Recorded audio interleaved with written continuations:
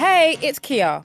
Welcome to another episode of A Little Bit Richer, brought to you by my friends at Legal & General. There have been so many nuggets of financial wisdom on this show, too many to count. But I've been going back through the archives and have handpicked 10 of my favourite money tips from all of our episodes so far, to send you into the next year as a financial whiz that I know you are. So, let's dive in. Number 1. First up is a toughie but a goodie. Ian Russell from Money Hub talked to me about the importance of financial discipline and how not to lose sight of your goals. Even though it could be hard, it's worth it in the end. So number 1, I'd say, is maintain that financial discipline. Just take a second when you're thinking about purchases. Is it definitely what you need? If it's, new clothes, are you going to wear it enough to justify the price? Would you potentially visualize that money? Would you prefer it to be in one of your savings accounts or knocking off a bit more of your credit card? So it really all adds up. So just taking that little bit of time to just have a think before you spend. Number 2 is living below your means. So again, we're going back to looking at your spending habits. Look to make those choices that prioritize the long-term financial goals and give you that ability to top up your emergency fund and save for the future. And finally, start early. So New Year is perfect. It might be cliche, but it really is the perfect time to build those savings, pay off debt, pop some more money into your pension, because the earlier that you start to do that, the better you feel. And like I said before, even if it's just £10 a month or it could be up to £100 a month, it really doesn't matter. It's building that habit, and the earlier you start that, the better. Number 2, before you do any kind of investing, it's imperative you save towards an emergency fund that will look after any unexpected short-term costs that might pop up. No one could put it better than Mr. Money Jar himself, Timi Merriman-Johnson. The other thing to look at is, so we said investing is a long-term form of saving, but short-term savings are important too. And so the very first place to start is your emergency fund, right? So the way to think about your emergency fund is if you were to lose your primary source of income or an emergency was to happen, do you have enough money to get yourself through that without having to rely upon debt? Saving an emergency fund before you invest means that should your investments fluctuate in value, which they will do from time to time, you have a pot in cash that you can draw upon. The other thing to look at is things you'd like to do or have in the next year or two. As we said, investing's for the long term. We tend to think of it in terms of years and decades rather than in weeks or months. So if you're looking at the next 1 to 2 years and you have things that you'd like to do or have, this could be buying Christmas presents, going on holiday, saving for a house deposit will be a big financial milestone for a lot of people.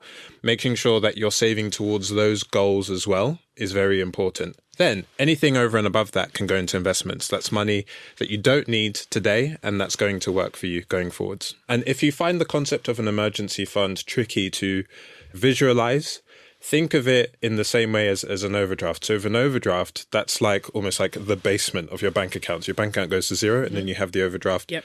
An emergency fund is simply an overdraft that you fund yourself. That's all an emergency fund is. So if you need that cash, you're not going for a loan, you're not reaching for the credit card. You're going for you your have own that savings. money, you're putting yourself through that situation yourself. I love that.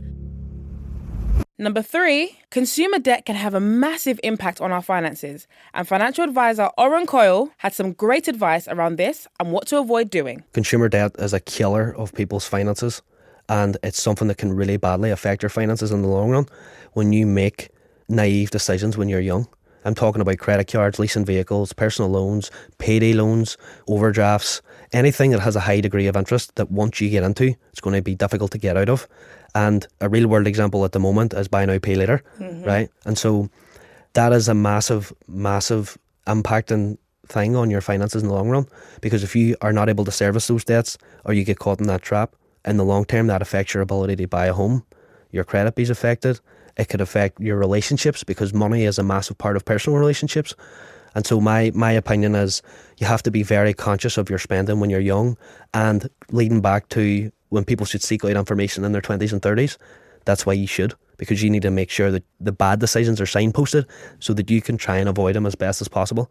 So things like high interest vehicles, there is no need for that. So trying to avoid those things can make a big difference. And obviously just, overspending and frivolously spending money.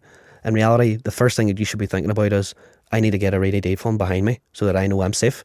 And yet, if you spend some money, that's okay. You have to live your life, but you have to always be aware, do I have a cushion to fall back on if things don't play out the way I wanted them to play out. And that's really important. And that's the foundation of a conversation I have with anyone. Number 4. If you know me, you know how much I love talking about pensions. Legal & General's Kim Brown and I went deep on workplace pensions, and she has some inspiring advice on what you want your dream retirement to look like. But the amount that you should be contributing is based on you. It's based on what's affordable, but it's also based on when you want to retire and what that retirement looks like. So my best advice would be to use some of the tools available to help you plan. There's some brilliant free resource. If you go on to Money Helper, they've got a retirement planner. You can put in details about what you earn, when you want to retire, as I say, and they'll show you your projected income at retirement, but they've also got good sliders that you can adjust. What happens if I paid more? What happens if I retired later? Companies like ours, like Legal & General, will have similar things, retirement planner tools. So get on one of those free tools through your pension provider or generally available and just look and think about it. And your point on younger savers, it's so true. Save as much as you can, as early as you can, because that money has a really long amount of time to work for you. Amazing. I think that's really important, like you said. And I'm not too far away. So 30 is, it's approaching for me. It's coming. Is there like a certain amount that people like myself around that age should aim to have in their pension pot? I thought you were saying you're not that far away from retirement. Oh my gosh, no. Not quite. No, not quite. Not too far away from 30. Okay. 30. I think it's worth looking at and thinking now, but I would just regularly review it. So I think what can be really important is when you get a pay increase, before you get used to that money in your pocket, log back onto one of those planners, think about the difference it could make over the longer term if you invest. Same is true if you get a bonus. It's a really tax efficient way of using your bonus money. And again, before it goes in your pocket, think about retirement you and what that could mean then. That's good. I think I said this before, pina colada on the beach. I'm going to have that in mind when I come thinking about my pensions. That's really good. Number 5, when it comes to pay and pensions, there are many gaps between men and women. Emilie Bellet, host of The Wallet, came on to share what women need to know about money and had lots of practical ways women can manage their money and build their wealth. When we think about money, finances, investing, that can be quite scary and overwhelming and you don't know where to start.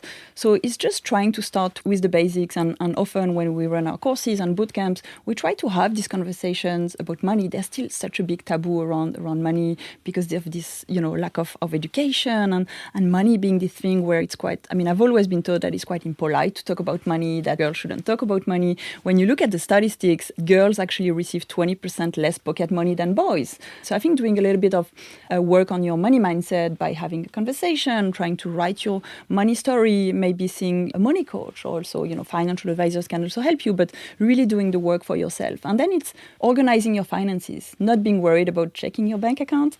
And I know that's quite scary for people who never look at their finances, but on the morning, try to check your bank account once a day. You'll feel empowered, you know exactly how much you have.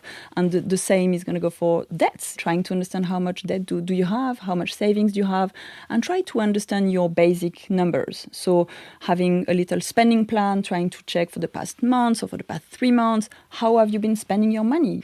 So this is the first part. And then thinking more broadly about wealth. We all should think about, wealth. And of course, here we're talking like financial wealth, but knowing a few numbers. So maybe trying to calculate your net worth, which is the sum of all your assets minus the sum of your liabilities. If you're quite early in your working life and if you have a lot of student debt, you will have like a negative net worth. But that's okay. It's just a matter of improving this number over time and knowing your numbers, knowing how much savings you have. So really knowing these numbers, also your credit score, and writing them down and having maybe a little date with yourself on your money, once a month.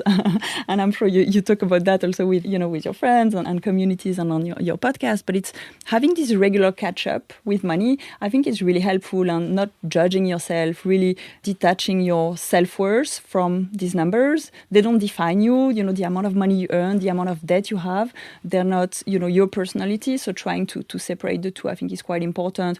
But be very realistic about how much money you have, how much money you don't have, and what are your goals going forward.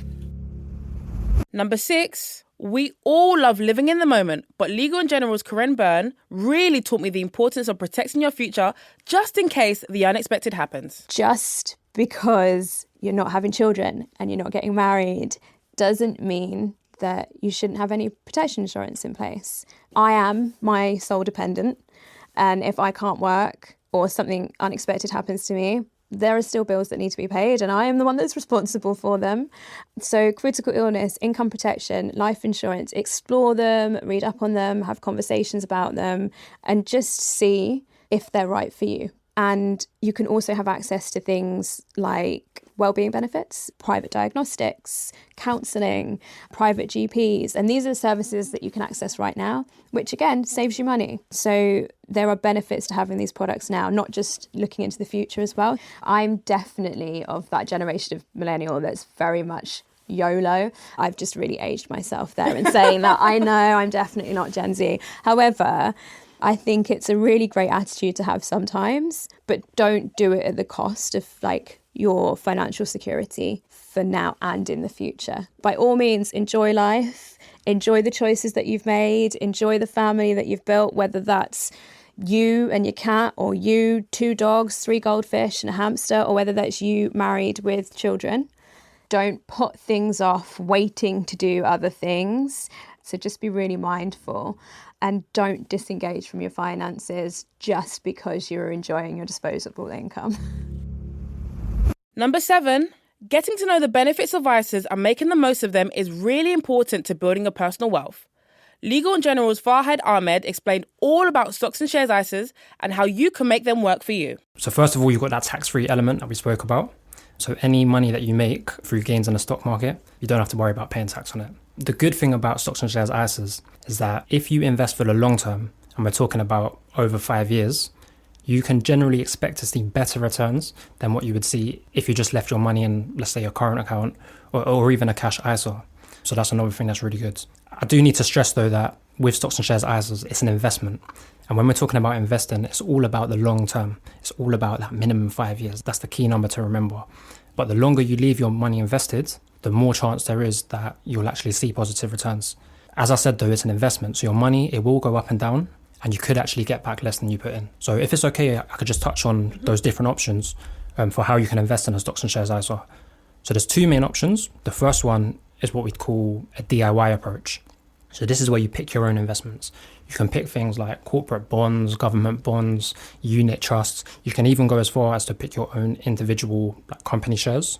And for me, that's what seemed a little bit daunting. It's very hands-on, isn't it? Exactly. So for me, it's not really the one. What I like is the second option, which we call managed portfolios. Now, with a managed portfolio, you can take a step back, you invest your money, and you leave it to the professionals. You leave it to the investment experts to invest your money on your behalf. The only thing you've got to do is pick what level of risk you want to take. So providers that have this option, they'll generally have a couple of managed portfolios, maybe 3, maybe 5, that all have a different risk rating.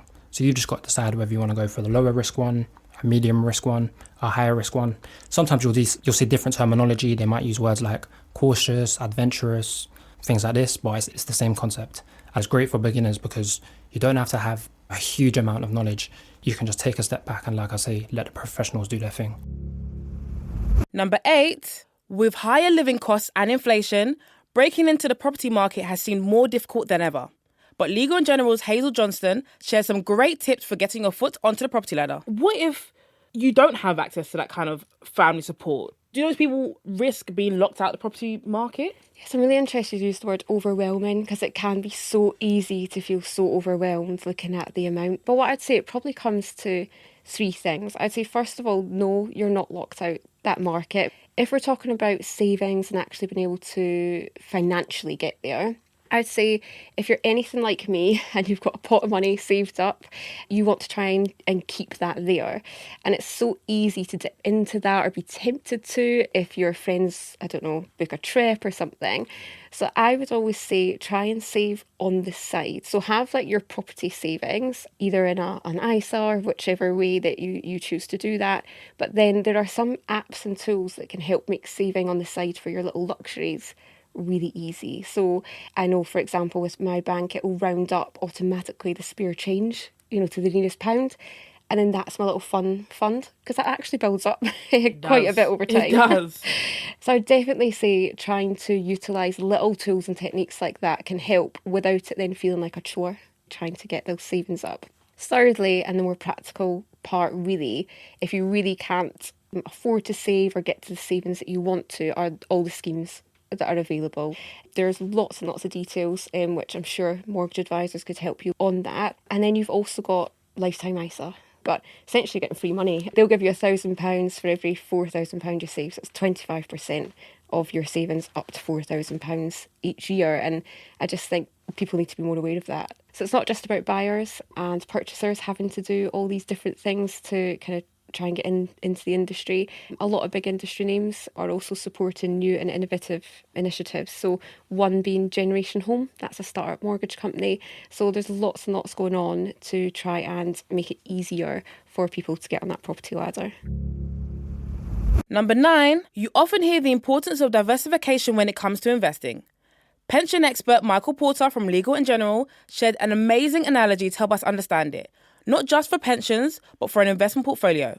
Have a listen to this. So, diversification, in its simplest terms, is not putting all of your eggs into one basket. So, not going all in on equities or all in into a bond fund. So, if you think about it a bit like going to a buffet. So, when you go for a buffet, rather than taking just one particular type of food, you're then risking not liking that food and it might not be to your taste. So actually at a buffet, you would go and try a few different types of food. And the chances are then that if there's one part of that meal that you don't like, then there are going to be other options available to you that you will like ultimately. So that's the first thing. And the other thing I would say is that you should probably have a balanced diet as well. So not just all about pension savings, you probably want to diversify where your savings are invested because they all serve a different purpose. So pensions, for example, saving into a pension is going to help you towards saving for retirement. But then if you've got medium-term savings goals, you might want to invest in something like a stocks and shares ISA or have a cash ISA. And number 10, we often hear and maybe dream of financial freedom, but how do we actually get there? Jenny Hazan from Legal & General broke it down for us. Work on something that the industry sometimes like to call the FU fund.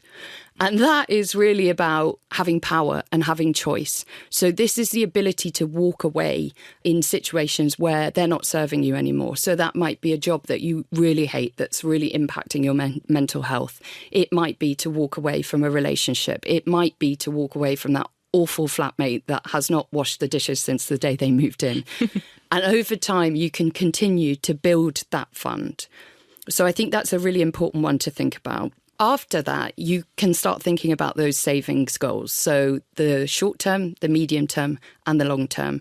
And think about what sort of money you will need for those goals and at what point in your life, because that has an impact on where you want to invest that money. So I think from a longer term perspective, obviously a pension is a great place to start thinking about long-term saving.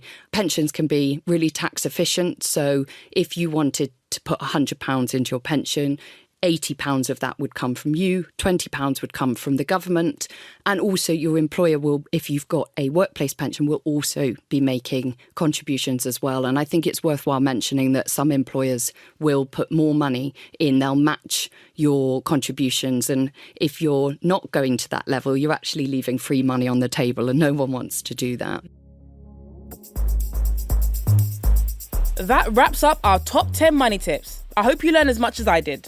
Have a lovely Christmas and we'll talk to you in the new year.